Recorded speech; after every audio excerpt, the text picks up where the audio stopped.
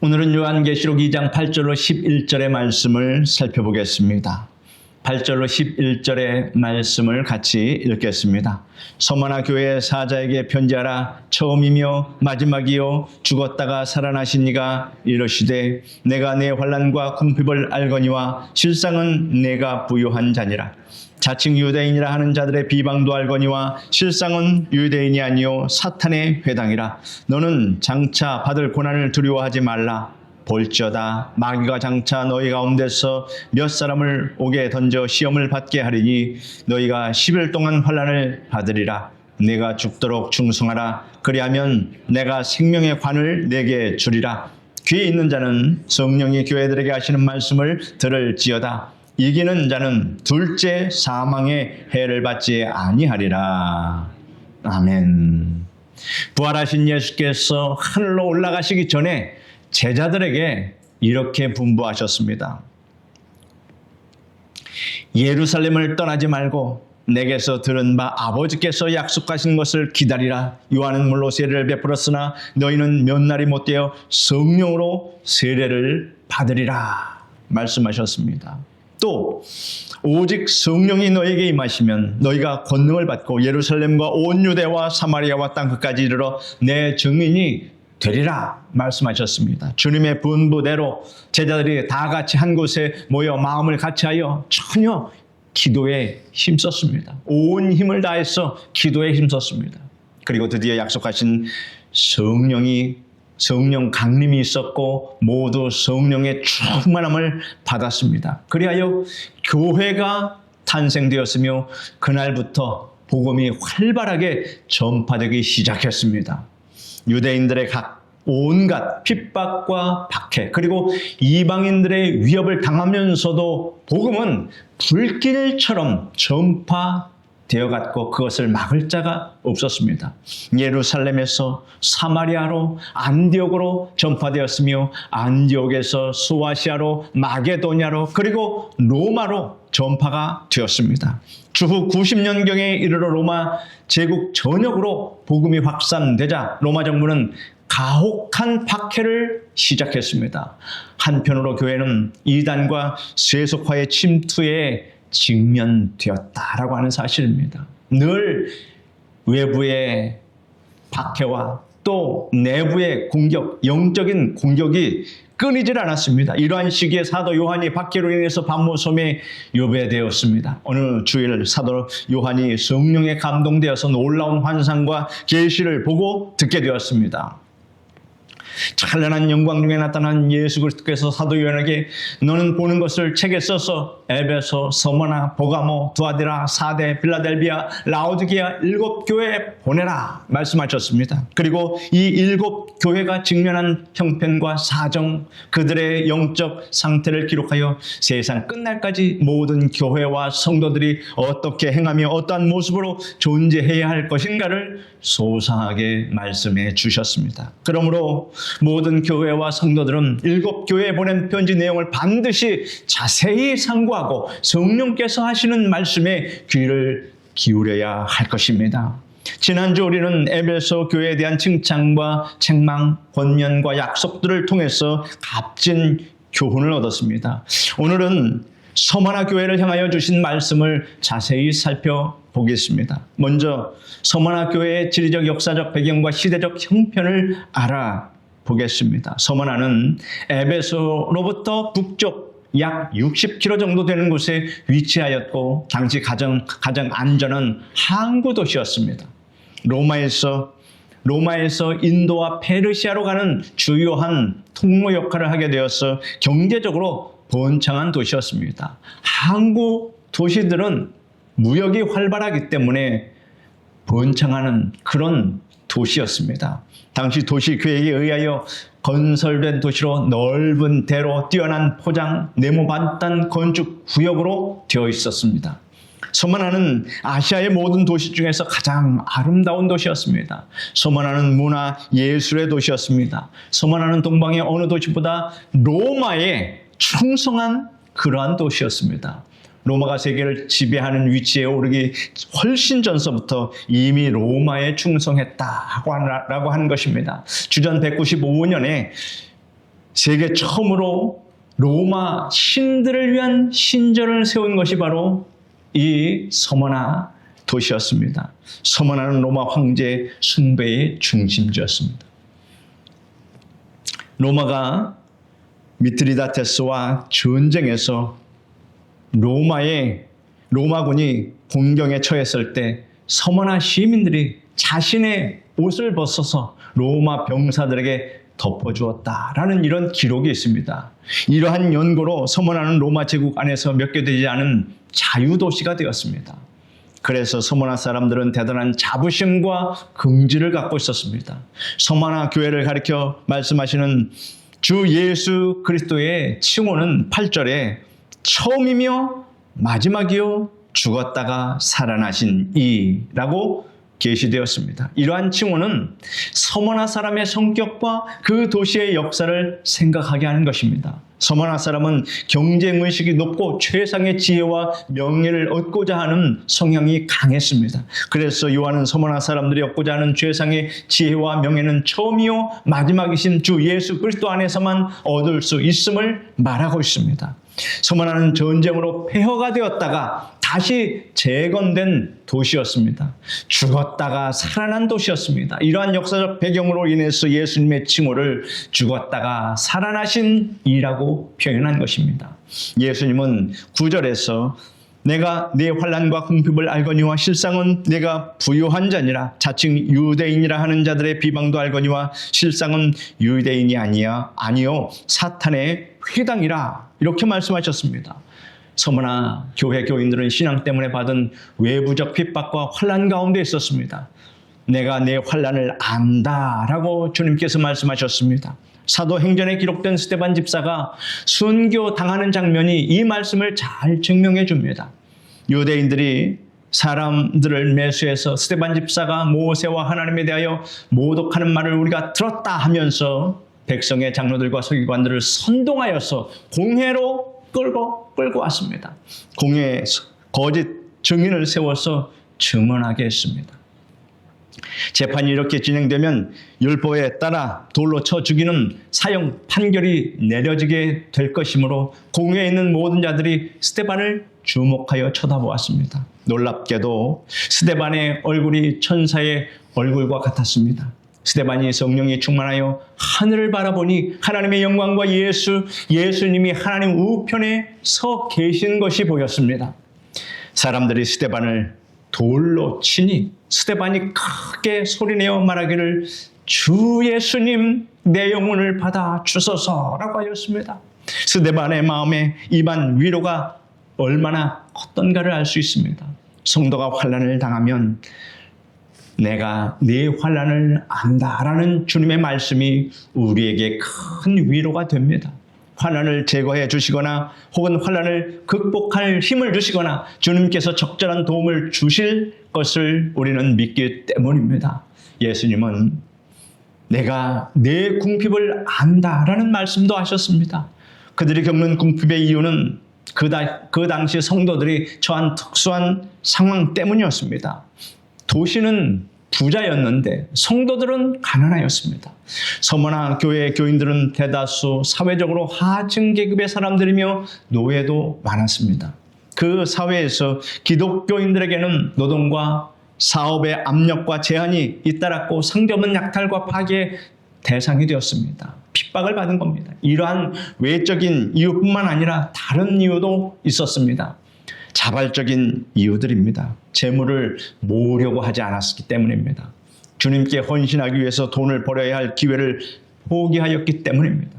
누가복음과 사도행전을 기록한 누가는 직업이 의사였습니다. 누가는 한 곳에 정착해서 얼마든지 돈벌이를 할 수 있었으나 사도 바울을 돕기 위해서 어디든지 그는 사도 바울과 동행했습니다. 그는 돈 벌 기회를 스스로 포기했습니다. 또 하나의 이유는 주님의 일을 위해 많이 드리고 나누어 줌으로 재물을 축적하지 아니했기 때문입니다. 하나님께 드리는 일에 대한 열심은 그 사람의 경제적 능력보다 믿음에 관련되어 있습니다. 이러한 사실을 증명하는 글이 사도 바울이 고린도 교회에 보낸 편지에 나타납니다. 형제들아, 하나님께서 마게도냐 교회들에게 주신 은혜를 우리가 너희에게 알게 하노니 환난의 많은 시련 가운데서 그들의 넘치는 기쁨과 극한 가난이 그들의 풍성한 연보를 넘치도록 하게 하였느니라. 내가 증언하노니 그들이 힘대로 할 뿐 아니라 힘에 지나도록 자원하여 이 은혜와 성도 섬기는 일에 참여하게 해달라 간절히 우리에게 구하니 우리가 바라던 것뿐 아니라 그들이 먼저 자신을 주께 드리고 또 하나님의 뜻을 따라 우리에게 주었도다 라고 하였습니다. 신앙생활의 기쁨은 하나님으로부터 받는 기쁨만이 아닙니다. 하나님께 드리는 기쁨도 이에 못지 않습니다. 주님께서는 서머나 교회를 향하여 말씀하시기를 실상은 네가 부유한 자녀라 이렇게 말씀하셨습니다. 성도는 설령 경제적으로 가난하여도 실상은 부유한 자라고 하는 사실을 여러분 믿으시기를 바랍니다. 만물을 만드시고 생육하고 번성하라고 복을 주시는 하나님이 성도들의 아버지십니다. 그러므로 하나님의 자녀인 성도들은 모두 부유한 자입니다. 그 부유는 세상 재물이 많고 적음에 전혀 영향을 받지 않습니다. 우리가 천국에 가게 되면 이를 실감하게 될 것입니다. 그뿐 아니라 경제적으로는 가난한 성도라도 영적으로는 부유한 자들입니다. 겉으로는 화려하나 실속이 없는 사람이 있는가 하면 겉으로는 수수하나 알부자가 있듯이 육신으로는 부유하여도 영적으로는 가난한 사람이 있고 육신으로는 가난하여도 영적으로는 부유한 사람이 있습니다. 그리고 성도는 가난한 자 같아도 복음을 전하여 많은 사람을 부유한 자가 되게 합니다. 바울 사도는 성도들의 실상에 대하여 말씀하시기를 근심하는 자 같으나 항상 기뻐하고 가난한 자 같으나 많은 사람을 부유하게 하고 아무것도 없는 자 같으나 모든 것을 가진 자로다 라고 말하였습니다. 하나님께서는 가난한 자에게 믿음을 부유하게 하십니다. 사도 야고보가 이렇게 기록했습니다. 우리 한번 같이 읽어보겠습니다. 내 사랑하는 형제들아 들으라. 하나님이 세상에서 가난한 자를 택하사 믿음에 부유하게 하시고 또 자기를 사랑하는 자들에게 약속하신 나라를 상속으로 받게 하지 아니하셨느냐라고 말하고 있습니다. 9절 하반절에서 예수님은 자칭 유대인이라 하는 자들의 비방도 알거니와 실상은 유대인이 아니요 사탄의 회당이라 라고 말씀하고 있습니다. 여러분, 유대인들을 예수님께서 사탄의 회당이라고 말씀하셨습니다. 그들의 믿음의 조상은 아브라함이고 그들은 하나님의 구별된 선민 유대인들이었습니다. 그런데 그것이 무슨 소용이 있습니까? 예수님께서 유대인들을 사탄의 회당이라고 했습니다. 그 유대인들이 지금 이스라엘에 살고 있는 그 유대인들이 변화됐습니까? 회개했습니까? 전혀 예수 그리스도를 인정하지 않고 있습니다. 지금도. 그렇다면 이스라엘의 그 유대인들은 예수님께서 사탄의 당이라 회당이라 이런 선언이 바뀌지 않는다라고 하는 것입니다. 참으로 신기한 일이 있는 것입니다. 그러나 여러분은 하나님의 친백성으로 되어서 거룩한 백성으로 유대인들보다 더 거룩한 백성으로 구별되어서 하나님의 자녀가 되었다는 이 놀라운 사실을 여러분 감탄하고 감사하시기를 바랍니다. 기독교인을 박해한 선동자들은 유대인이었다라고 하는 사실입니다. 사도행전에 보면 유대인들이 어떻게 관원들을 선동하여 기독교인을 박해했는가를 알 수 있습니다. 비시디아, 안디옥, 이고니온, 루스드라에서 그리고 데살로니가와 여러 지방에서 그리하여 사도 바울을 죽이려고 했습니다.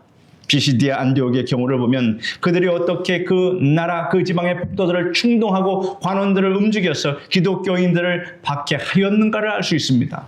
유대인들의 경건한 부인들과 성내의 유력자들을 선동했다고 기록되어 있습니다. 이방인 중에서 전적으로 유대교에 입교하지 않더라도 유대교의 호감을 가진 사람들이 상당수 있었습니다. 특히 유대교의 윤리적 순결성은 그 사회의 유력한 부인들에게 호감을 주었습니다. 그 중에는 지방 장관이나 총독의 부인들도 있었습니다. 이로 인해서 유대인은 쉽게 관원들에게 접촉할 수 있기 때문에 그들을 충동하여 기독교를 권력으로 박해했던 것입니다. 주님은 이러한 유대인들을 사탄의 회당이라 이렇게 선포하신 것입니다. 유대인들은 사탄의 모임이라고 주님께서 규정하신 이 사실이 참으로 안타깝습니다. 하나님께 대한 예배와 예배자들을 모욕하고 핍박하기 위한 사람들의 모임은 모두 사탄의 회의라고 하는 것입니다. 악한 사탄의 수단이 되는 모든 모임은 저주받은 모임입니다. 세상 사람들은 초대 교회 그리스도인들을 악한 의도로 비방했습니다. 예수께서 우리 죄를 위하여 찢기시고 피 흘리신 그 성만찬을 식인 행위로 왜곡하고 사랑의 잔치인 아가페 모임을 부도덕한 향락의 모임으로 오해했습니다. 또한 복음을 믿음으로 인해 가족 내 갈등이 생기자 교회는 가정 파탄자, 가정을 파괴한다고 그렇게 비난했습니다. 그리스도인들이 우상을 거부하자 무신론자라고 하였고 황제를 주라 부르지 않는다고 하여서 국가의 불충한 자들이라고 그렇게 조롱했습니다. 나아가 세상은 불로 심판받는다라는 종말의 진리를 전한다고 해서 방화범이라는 누명까지 씌웠습니다. 그러나 그 모든 비난 가운데서도 초대 교회는 믿음과 사랑으로 진리를 지켜나갔습니다. 세상에 속한 사람들이 교회와 신자들에 대하여 악의에 찬 비방과 공격하는 일은 오늘날에도 변함이 없습니다. 악한 자들은 끝까지 악하다라고 하는 것입니다. 사탄의 세력은 물러가지 않습니다. 다만 시대와 상황에 따라서 비방하는 내용과 그 변화가 있을 따름입니다. 서머나 교회의 큰 기쁨이 되는 주님의 칭찬과 격려의 말씀은 모두 두 개의 단어 아래에 정리가 되어 있습니다. 무슨 단어냐면 아노니, 실상은 이라는 두 단어입니다. 내가 나를 위하여 당하는 환난과 궁핍을 아노니 실상은 내가 부유한 자라 하시는 주님의 말씀은 비할 데 없는 칭찬과 격려의 말씀이라고 하는 사실입니다. 예수께서 서머나 교회를 향해서 권면하시기를 10절에 너는 장차 받을 고난을 두려워하지 말라. 볼지어다 마귀가 장차 너희 가운데서 몇 사람을 옥에 던져 시험을 받게 하리니 너희가 10일 동안 환난을 받으리라. 내가 죽도록 충성하라. 그리하면 내가 생명의 관을 네게 주리라 하였습니다. 너는 장차 받을 고난을 두려워하지 말라 하였습니다. 하나님이 허락하신 고난은 성도에게 손해를 끼치지 못합니다. 두려워 말라고 하신 분이 누굽니까? 우주와 역사와 영혼을 지배하시는 분이십니다. 처음이요 나중이신 주님이십니다. 죽었으나 살아나신 주님입니다. 십자가의 고난을 경험하신 주님은 고난당하는 성도들을 긍휼히 여겨주시고 도와주심을 믿으시기를 바랍니다. 히브리서 4장에 보면 우리에게 있는 대제사장은 우리의 연약함을 동정하지 못하실 리가 아니요 우리 모든 일에 우리와 똑같이 시험을 받으신 이로되 죄는 없으시니라. 그러므로 우리가 긍휼하심을 받고 때를 따라 돕는 은혜를 얻기 위하여 은혜의 보좌 앞에 담대히 나아갈 것이니라 라고 권면하고 있습니다. 예수께서는 너는 장차 받을 고난을 두려워하지 말라 하신 이후에 마귀가 장차 너희 가운데서 몇 사람을 옥에 던져 시험을 받게 하리니 하였습니다. 그 몇 사람 가운데 폴리캅이라는 유명한 인물이 있습니다. 폴리캅은 사도 요한의 제자였으며 서머나 교회의 감독이었습니다.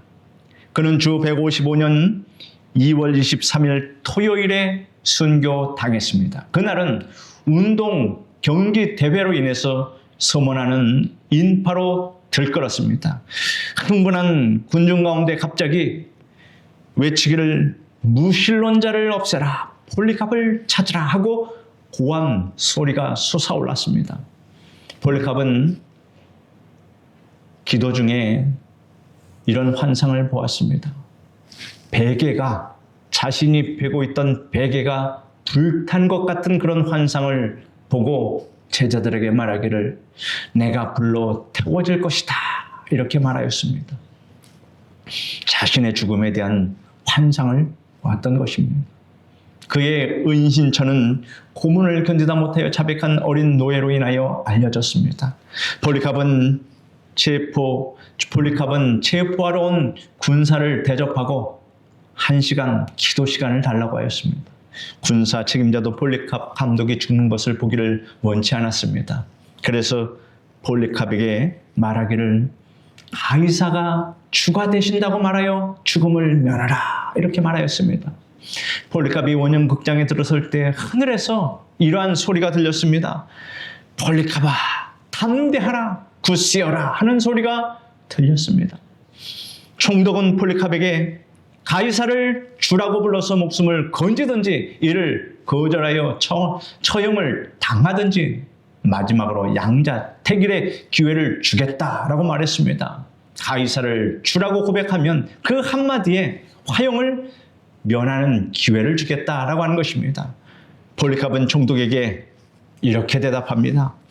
86년 동안 나는 그분을 섬겼으나 그분은 나를 단 한 번도 해하지 아니하셨다. 내가 어찌 나를 구원하신 나의 왕을 모독할 수 있겠는가. 그러자 총독이 화형시키겠다라고 위협하니 당신이 잠시 타다가 곧 꺼져버리는 불로 나를 위협하나 이는 당신이 다가올 심판의 날과 영원한 형벌과 악인들을 기다리고 있는 불을 알지 못하기 때문이요. 무엇 때문에 지체하는 겁니까? 자, 어서 와서 마음대로 하십시오 라고 대답했습니다. 즉시 군종들이 목공소와 목욕탕에 가서 장작과 나무가지를 모아왔습니다. 그들은 폴리캅을 화형대에 못으로 고정시키려고 했으나 폴리캅은 말하기를 나를 그대로 두라. 나를 불 속에서도 견디게 하실 분은 나를 움직이지 않게 하실 것이다 라고 말하였습니다. 폴리캅은 기도했습니다. 전능하신 하나님 아버지, 우리는 예수 그리스도를 통하여 하나님에 관한 온전한 지식을 얻었습니다. 나를 순교자의 반열에 서게 해주시고 이 고난의 잔에 참여할 수 있게 해주시니 감사합니다. 나는 예수 그리스도를 통하여 하나님께 감사와 영광과 찬양을 돌립니다. 세세 무궁토록 성자와 성령과 더불어 영광을 받으시기를 원합니다. 아멘. 이렇게 기도했습니다. 10절 하반절에 보면 너희가 10일 동안 환난을 받으리라 하였습니다. 10일 동안 환난을 받으리라는 말은 환난이 한정된 기간이었다라고 하는 것을 의미합니다. 문자 그대로 10일 동안 그 10일 동안일 수 있으나 상징적인 숫자로 여겨 기독교를 핍박한 로마의 10대 황제들, 10명의 황제들을 뜻한다는 해석도 있습니다. 10대 황제는 이러합니다. 네로, 도미티아누스, 트라이안, 하드리아누스, 안토니오스, 피우스, 마르쿠스 아우렐리우스, 세베루스, 막시미누스, 트락스, 데키우스, 디오클레티아누스 이었습니다. 기독교 박멸 성공 기념비를 세운 황제가 죽은 지 25년 만에 기독교가 로마의 국교가 되었습니다. 이러한 황제들의 핍박에도 불구하고 하나님의 그 역사하심은 누구도 막을 수 없었다라고 하는 것을 우리는 알 수 있습니다. 예수님이 10절 하반절에서 말씀하시기를 내가 죽도록 충성하라. 그리하면 내가 생명의 면류관을 내게 주리라 말씀하셨습니다. 죽도록 충성하라는 말씀은 순교의 각오만이 아니라 생명이 다하기까지, 순교뿐만 아니라 우리의 일생이 다하기까지 충성하라는 뜻입니다. 주님께서 부르시는 그날까지 충성하라는 말씀입니다. 찬송가에 보면 환난과 핍박 중에도 성도는 신앙 지켰네. 성도의 신앙을 따라서 죽도록 충성하겠네. 주인도 따라 살아갈 때 사랑과 충성 늘 바치오리라 하는 찬송이 있습니다. 우리 336장 우리 이 말씀을 생각하면서 한번 같이 부르겠습니다.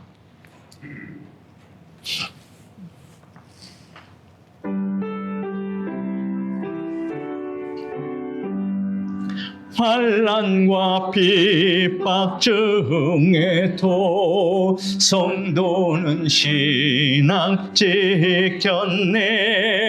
이 신앙 생각할 때에 기쁨이 충만하도다. 성도의 신앙 따라서 죽도록 충성하겠네. 옥중에 매인 성도나 양심은 자유 얻었네. 우리도 고난 받으면 죽어도 영광 되도다. 성도의 신앙 따라서 죽도록 충성하겠네. 성도의 신앙 본받아 원수도 사랑하겠네. 인자한 어느 행실로 이 신앙 전하리라. 성도의 신앙 따라서 죽도록 충성하겠네. 아멘.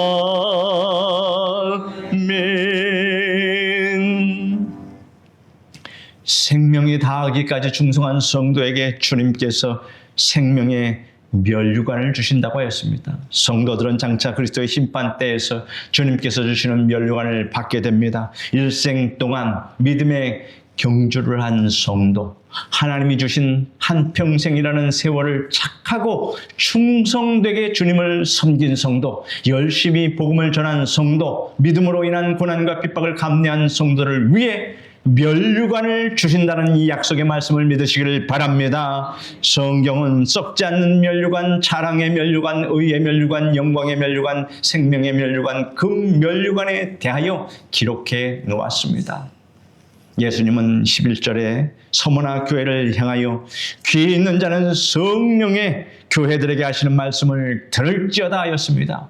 귀 있는 자는 들어야 합니다. 온 세상 사람 누구나 들어야 할 말씀입니다. 하나님은 예배와 설교를 통하여 성령께서 교회들에게 하시는 말씀을 듣도록 섭리하고 계십니다. 성령이 하시는 말씀은 모든 사람을 위한 것이지만 귀가 있어도 듣지 못하는 사람이 있습니다. 간절한 마음, 갈급한 마음, 열린 마음, 깨어진 마음으로 들어야 성령님이 주시는 메시지가 들립니다. 이기는 자는 둘째 사망의 해를 받지 아니하리라고 예수님이 말씀하셨습니다. 주 예수 그리스도를 섬기기 위해 당하는 핍박이나 환난이나 궁핍에도 불구하고 죽기까지 충성하는 성도들에게 둘째 사망의 해를 받지 아니한다는 약속을 우리에게 주셨다라고 하는 것입니다. 여러분, 이 둘째 사망이 어떤 사망입니까? 첫째 사망은 우리 육신의 장막이 무너지는 사망이요. 둘째 사망은 지옥불에 떨어지는 사망이 바로 둘째 사망인데, 이것은 우리에게는 해당이 없고, 우리는 육신의 장막이 무너지는 첫째 사망을 경험할 때 천사들의 받들려서 바로 천국 낙원으로 들어가며, 하나님을 믿지 않는 자들은 예수 그리스도의 심판대 앞에 서서 둘째 사망을 선고받는다라고 하는 것입니다. 그러므로 여러분, 하나님께서 이 둘째 사망의 끔찍한 그 고통을 우리에게서 다 면제시켜 주셨는데, 이것이 얼마나 기쁘고 즐거운 일입니까? 둘째 사망이란 육체의 죽음 후에 겪는 또 다른 사망이다라고 하는 것을 여러분은 꼭 아시기를 바랍니다.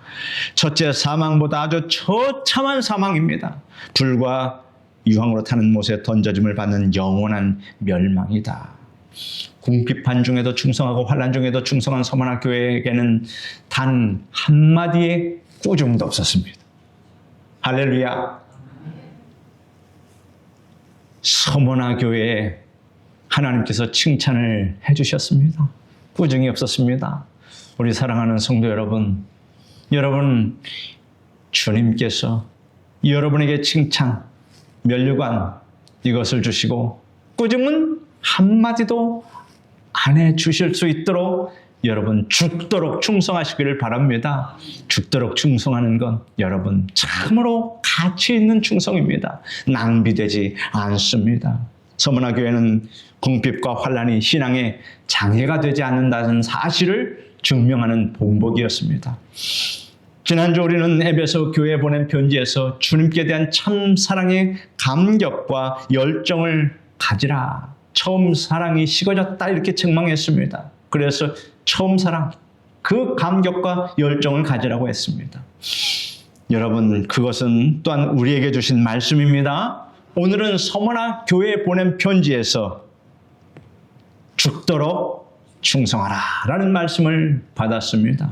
여러분, 하나님에 대한 첫사랑을 회복하시고 서문화 교회에 주신 죽도록 충성하라 하는 이 말씀을 여러분 오늘 말씀으로 받으시길 바랍니다. 이 설교를 들으시는 사랑하는 성도 여러분, 성령이 교회들에게 하시는 이 모든 말씀을 순종하며 받아 사시기를 간절히 축원드립니다. 기도하겠습니다. 거룩하신 하나님, 서문화 교회는 하나님 질책이 없고 책망이 없고 하나님 아버지 칭찬만 있었고 권면의 말씀만 있었습니다.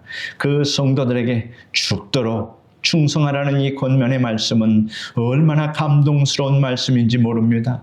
하나님, 이 말씀 따라 우리가 주를 위해서 또 나 자신을 위해서 죽도록 주께 충성할 수 있는 큰 믿음을 우리에게도 허락하여 주시옵소서. 예수님의 이름으로 기도드립니다. 아멘.